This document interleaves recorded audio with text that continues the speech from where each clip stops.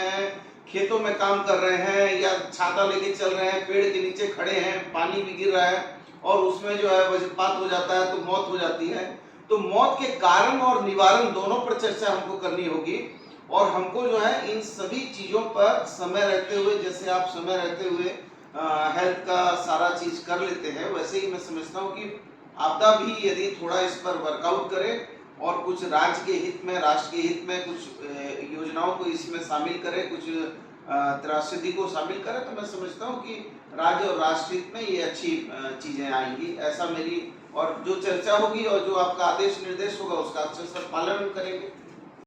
करता हूँ कि इसको कम से कम 2 महीना का कैपिंग किया जाए ताकि जो जिस उद्देश्य के कारण ये पैसा का विमुक्त करती है भारत सरकार, उस उद्देश्य की पूर्ति हो। और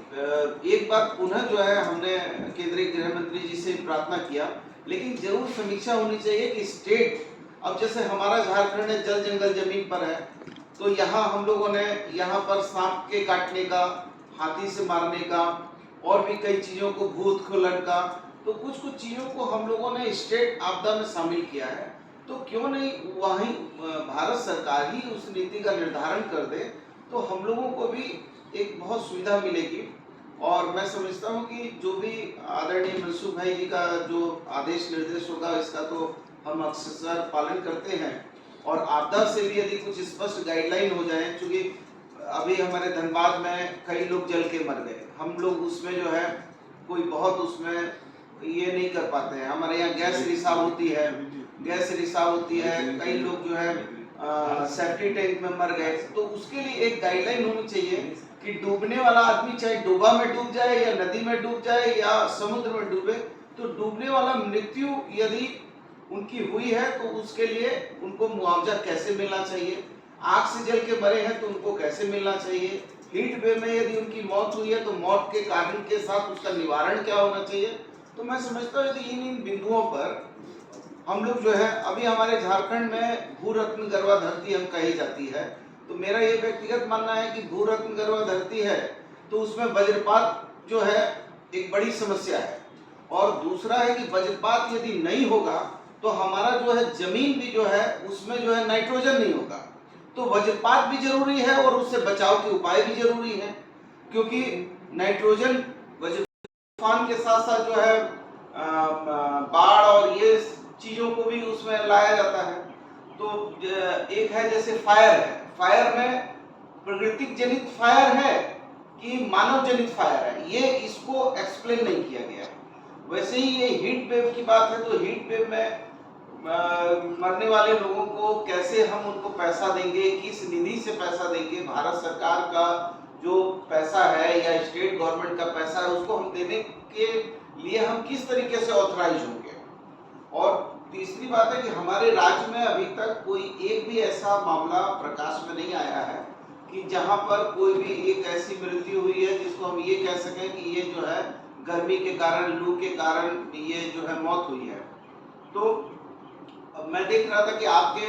पोर्टल में कुछ मीडिया के द्वारा जो है मीडिया रिपोर्ट दिखाई जा रही थी, तो मैं समझता हूँ मीडिया रिपोर्ट तो ये इसकी कोई ऑथेंटिक नहीं है, लेकिन हमने हमारे राज्य में पूरी तरीके से जांच किया तो एक भी ये नहीं पाया। लेकिन चूंकि भविष्य में, क्योंकि मैं बहुत धन्यवाद देता हूँ मनसुख भाई को कि मनसुख भाई समय रहते हुए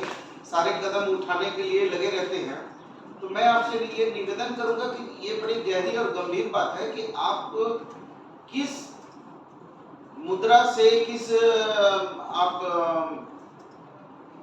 राशि से इनको जो है सहायता करेंगे, पहला।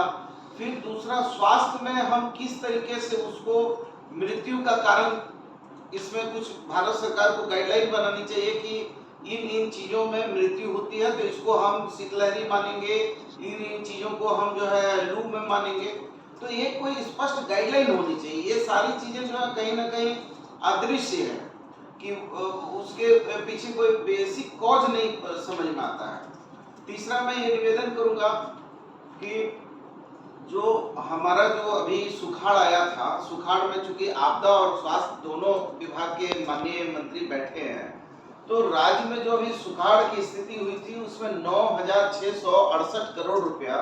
हमारे जो है राज्य में सुखाड़ के लिए केंद्र सरकार को भेजा गया है, वो पैसा भी यदि विमुक्त हो जाता तो हमारे गरीब किसानों के लिए उनके लिए एक सुविधा और सहायता होती। इसी के साथ मेरा एक और आदरणीय नित्यानंद राय जी आपसे निवेदन होगा कि जो हमको वहां से पैसा आता है आपदा प्रबंधन का, वो पैसा में 75% होता है केंद्रांश, 25% होता है राज्यांश, तो 75 और 25 मिलाकर 100 होता है। तो ये जो 100 रुपया हुआ या 100% हुआ,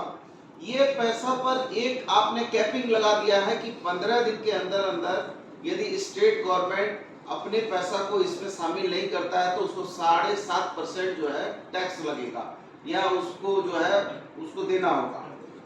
तो मेरा ये कहना है कि ये 15 दिन की जो कैपिंग है ये बहुत ही छोटी है और इस कारण जो है कई बार हम लोगों को अनुपूरक बजट से लेना पड़ता है।